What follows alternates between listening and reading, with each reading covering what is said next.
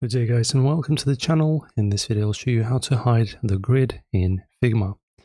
So I suppose for me you won't see it because I have a black background. Alright guys, so to not waste too much of your time, if you want to hide the grid, you can just press Shift G. As you can see, layout grids are now hidden.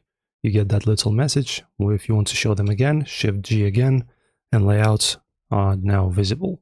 So just remember and note this little shortcut, Shift plus G. It's actually way easier to use the shortcuts because, for example, if you don't remember while you're working how to use some kind of feature, just note the keyboard shortcut, the combination of buttons, and it's way faster and easier to use. So Shift plus G and layout is hidden. So pretty much this is how it's done, guys. Enjoy. If you like our videos, we greatly appreciate if you press like on the video and subscribe to our channel. Thanks guys.